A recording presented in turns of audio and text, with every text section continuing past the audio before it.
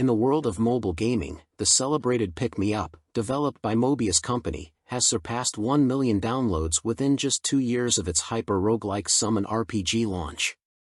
The Mobius summon system, developed over 5 years, ensures a near-zero chance of duplicate heroes, defying conventional gaming norms. The incorporation of quantum AI brings heroes to life, each with distinct emotions and autonomous decision-making capabilities in battles. The game's roguelike element introduces hardcore gameplay, where heroes vanish upon death, challenging players to strategize effectively. Despite initial reservations, this feature became a distinctive aspect, emphasizing the realism of Pickme Up's hero dynamics. The game's content continuously evolves, with unpredictable stages and battles guided by artificial intelligence, making every experience unique. Our protagonist is a player named Han Sajin, and his in-game name is Loki, who, despite facing extreme bad luck with summoning, has risen to become the top-ranked player in Korea and 5th globally. Loki's success showcases that Pickme Up is more than just luck. It involves skill, strategy, and a dedicated player community. As the game celebrated 1 million downloads, he delved into an event offering a chance to obtain coveted 7-star heroes, igniting his excitement for the challenging Advent Dungeon's return. Before him stood the Advent Dungeon at the supreme difficulty level, and a mix of joy, excitement, and tension coursed through him as his heart raced. The Celestial Scrolls, crucial for promoting a 7-star hero, were the last materials he needed. In Pickme Up, where heroes perished permanently, managing them was crucial. The boss battle began in a rarely seen dimensional space, shrouded in darkness. Unexpectedly, heroes began experiencing fear-related status changes even before the boss's appearance. As the boss, labeled SSSH level 999, emerged entirely covered in mosaic, a system error became evident. Despite efforts to counter the status ailments, the Vanguard party, including level-maxed heroes, faced annihilation within seconds. Frustrated by the loss and a potential bug, he tapped the unresponsive screen, only to find the game stuck with the boss whispering ominous words. As he attempted to shut down his phone, the boss's blurred image seemed to peer through the mosaic, uttering a chilling phrase before his consciousness faded away. Han Sajin found himself in a room resembling the initial Pickme Up installation screen after completing the download. The panel prompted him to input a name, but the keyboard seemingly entered characters on its own. Eventually, he settled for the name Anyting. The system initiated the tutorial, transforming his surroundings into a burning village, and he assumed the role of Han Islet. Goblins invaded, and the system guided him through defeating them with an iron sword. Han Sajin found himself back in the White Room after successfully defeating the goblin in the Pickme Up tutorial. With a sense of emptiness replacing fatigue, he received a prompt to summon a companion for the next stage, offering a special service for beginners. Choosing to summon, he was granted 500 gems for one advanced summon. The summoning station door opened, revealing a black magic circle where a female knight named Shay Lathistry appeared. Han Sajin checked Shay's status and observed her dazzling armor. As Shay introduced herself and expressed understanding of the situation, Han Sujin contemplated the mysterious turn of events. Han Sujin, now accompanied by Shay, formed a party in Pickme Up and faced the second mission in the tutorial. The familiar burning village scene replayed, and 5 goblins approached. Shay, displaying remarkable skill, swiftly dealt with the goblins while Han Sujin struggled with his rusty iron sword. As the battle concluded, the dread of the impending hero synthesis loomed over him. After returning to the plaza, Isel, the fairy, urged Han Sujin to enter the synthesis chamber, where the final tutorial awaited. Han Sujin hesitated, questioning the reality of the situation and the photorealistic graphics of the game. Isel, recognizing him as a participant in the tutorial, insisted he proceed. Uncertain of the consequences, Han Sujin reluctantly contemplated his next move. Han Sujin, hesitating about the hero synthesis in Pickme Up's tutorial, found himself in the synthesis chamber against his will. As the synthesis process initiated, Han Sujin realized the vast difference in their stats. faced with the decision to proceed or not, he chose to continue, expecting to sacrifice himself for Shay's experience points. However, the unexpected happened, and Shay vanished instead. Left alone, Han Soo-jin questioned the possibility of choosing heroes with such a vast difference in stars and faced the reality of Shay's disappearance. A week passed and then Anyting performed a 10 consecutive summon using gold. As heroes were acquired, a calm and calculated mindset prevailed, emphasizing the need for multiple heroes to progress in the game. Moving to the square, Han encountered 10 bewildered individuals, also humans, who had arrived through a summoning altar. Observing their shared language and Caucasian descent, Han joined their introductions. Despite initial skepticism due to his different arrival door, he reassured them of his common origin. The group, now curious, began whispering amongst themselves, uncertain of the peculiar circumstances that had brought them together. The diverse individuals, each hailing from different occupations and professions, shared their names, ages, and occupations. Despite their varied backgrounds, they all lacked knowledge about their current situation. Isel, the fairy managing the place, interjected and suggested exploring the surroundings. As Lyle began organizing groups, a man named Malmont accused Isel of being responsible for their situation. Malmont, with a higher star level, drew his sword threateningly at Isel, leading to a sudden and gruesome demise for him. Witnessing the shocking scene, some individuals vomited, while others struggled to comprehend the abrupt death.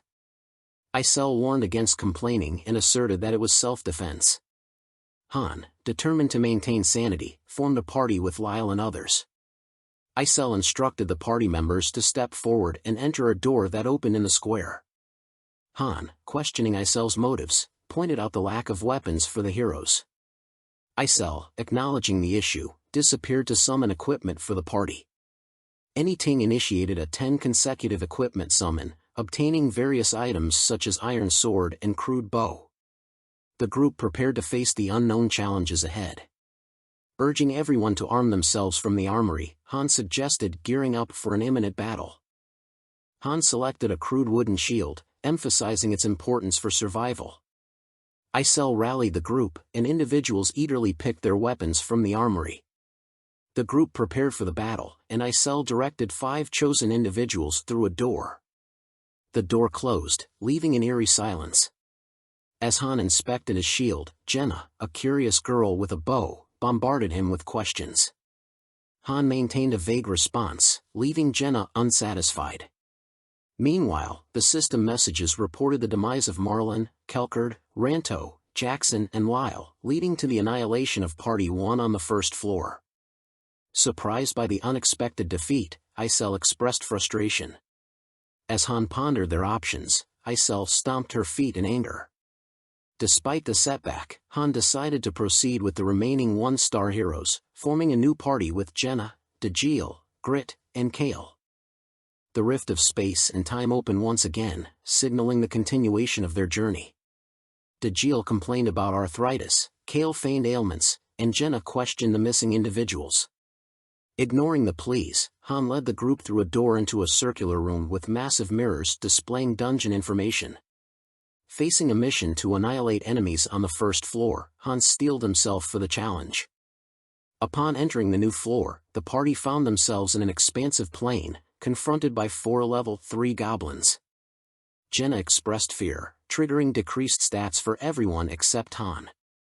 Disheartened, the others succumbed to panic and despair. Han, frustrated by their uselessness, decided to fight alongside Jenna. The battle unfolded, with rocks thrown and arrows shot. Han successfully used his shield and sword, defeating the goblins one by one. Despite Jenna's efforts, the remaining party members met their demise, leaving only Han and Jenna standing. The goblin attack results in Han sustaining a severe wound on his right arm, causing periodic stamina decrease. Despite the pain, Han successfully defeats the goblins, earning him the MVP title. As the party clears the first floor, they return to the circular room with mirrors. The next morning, Han enters the training camp, a level 1 facility, to engage in physical training. He emphasizes the importance of building mental resilience, honing skills, and enhancing physique. Jenna appears, expressing her desire to join and proving her archery skills. Recognizing her potential, Han agrees to let her join, and a friendship bonus activates. Han reflects on the need to survive and navigate the challenges ahead. Han explains the rules of Pickme Up to Jenna, detailing the Master's orders, the need to subdue enemies, and the ultimate goal of reaching the 100th floor for possible liberation. He emphasizes training to grow stronger, and Jenna questions the constant need to fight monsters. Han introduces the concept of summoning, where humans from another world are brought in using gems and gold. The summoned individuals must perform missions, sometimes competing or cooperating with others. The two continue rigorous training, recognizing the gravity of their situation. On the third day, they receive skills through training. As Master Anyting logs in and initiates a summoning, 3 1-star heroes are acquired, and the group quickly prepares for the upcoming battle. Jenna and Han equip themselves with the remaining items in the armory as the number of available equipment decreases due to fallen heroes. Exiting the armory, Isel scolds them, and the new arrivals express hostility towards her. Jenna intervenes, warning them not to provoke Isel. Han decides not to explain their situation, and the duo enters the rift of space and time, leaving the confused newcomers behind. In the main dungeon, they receive a new mission to annihilate enemies on the 2nd floor, facing wolves and goblins on a sloping plain. The wolves' agility and the goblins' long-range attacks pose a challenge. Han remains calm, but Jenna initially succumbs to fear. Han encourages Jenna to overcome her fear, and they engage in battle. The wolves and goblins target Han and Jenna, while the other 3 newcomers prove ineffective. Despite the challenges, Han and Jenna manage to defeat the enemies and clear the stage, earning rewards and leveling up in the process. Returning from the 2nd floor, Jenna examines her vanished wand, while the other 3 newcomers remain bewildered. The announcement congratulates them and signals the move to the 3rd floor. Examining his status, Han notes a slight decrease in intelligence but an increase in strength. The Master is queried about ending the session. Reflecting on the Master's pacing strategy of 1 floor per day, Han realizes it prevents excessive strain on him and Jenna. In the armory, Han hangs up his shield before encountering an argument among Jenna and the newcomers about their situation. Jenna tries to convince them to fight together for survival, but the newcomers resist, unable to accept the reality of their predicament. Recognizing the inadequacy of 1-star heroes in battle, Han contemplates the necessity of combat-related professions among higher-star heroes. The training routine continued with Han and Jenna practicing various exercises and weapon skills. Han devised practical training methods, including shield techniques and arrow shooting while attacking a scarecrow. Jenna, despite facing challenges, improved her archery skills. Han also focused on developing his skills, gaining pain resistance and aiming for the ultimate skill, enlightened mind. Days passed, and Han achieved a sense of unity with his sword and shield, awakening intermediate sword and shield techniques. Despite the absence of the Master for a while, they continued training. As they resumed training, the Master finally returned. Isel struggles to get the 3 reluctant members out of the inn, using her fiery personality. As they enter the new floor, the enemies become more challenging, but Han and Jenna's training pays off, making the battles seem easier. The 3 hesitant members still show no interest in participating. Anyting decides to retry the 1st floor to ensure safety, and Jenna continues to shine as the MVP. Despite the group's lack of contribution, they successfully complete the floors. Returning to the plaza, Jenna expresses frustration at always covering for the passive members. The group faces the decision to end their support for the uncooperative members, and the synthesis process begins. The opportunity to address the issue finally presented itself. The Master, having observed their battles, bookmarked both Han and Jenna, leaving no room for ambiguity about their contributions. Isel, frustrated with the uncooperative members, leads Jenna and Elson to the synthesis facility. Elson hesitates, expressing concerns about the consequences. However, he eventually goes through the synthesis process and disappears. Jenna, having acquired the Eagle's Eye skill, exits the facility bewildered. The master decides to continue the synthesis, prompting Isel to call out Han and Toby next. Toby excitedly anticipates going back home, unaware of the impending sacrifice. Han and Toby enter the synthesis facility, and Toby disappears. When Han emerges, he has leveled up and gained the composure skill. The synthesis facility closes, leaving only Eren. Eren, distressed by the disappearances, questions Han, who smirks and says that he was lucky that he wasn't chosen. The session ends, and Jenna questions Han about the fate of those deemed unnecessary. Han, nonchalant, explains the harsh reality of their situation. Jenna, shaken, asks if she, too, will disappear when no longer needed. Han advises her to ride the wave well and emphasizes the importance of survival. In the dormitory, Han converses with Isel, questioning her involvement and sending tips to anything. Curiosity prompted him to inquire if Isel could access the internet, considering her ability to interfere with the Pickme Up system. Isel confirmed her internet access, mentioning web surfing as one of her hobbies. The conversation took a surprising turn when the topic of a popular strategy post surfaced, authored by someone named Loki. The protagonist, revealing himself as Loki, left Isel in shock. After a comical exchange, Isel, realizing her previous arrogance, sought reassurance. The discussion shifted to Niflheim, the lounge on Loki's account. With Han being inside the game, there's no master to manage the lounge, leaving his 20,000 troops.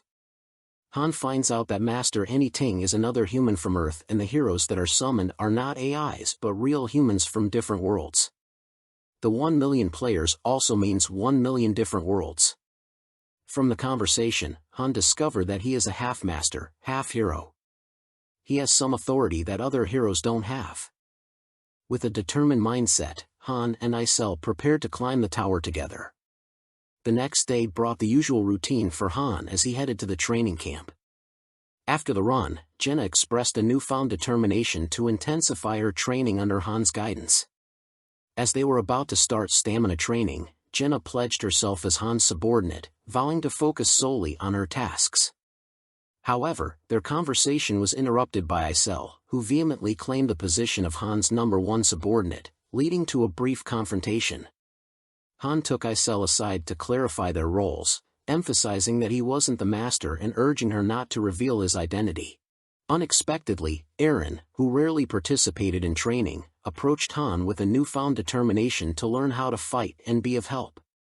Han tested Eren's resolve and, satisfied with his sincerity, decided to teach him the basics of combat. Han handed Eren a spear and explained the principle of balance, emphasizing the efficiency of close-range sword combat, mid-range spear fighting, and long-range bow skills for an inexperienced party. Han and Jenna continued their training, focusing on Eren's development as a fighter. Despite Eren's initial struggles and exhaustion, he showed determination to improve. As the days passed, Eren's skills slowly improved, and he remained committed to the training. One day, Han decided to visit the storage facility, accompanied by Jenna. Inside, they found various compartments with scattered items. With the materials collected, Han instructed Jenna to follow him. They entered the armory and revealed his plan to create new weapons, stating that they couldn't rely on old iron swords forever. With the materials gathered, the blacksmithy was open, and autonomous actions were enabled, making it the perfect time to upgrade their weaponry.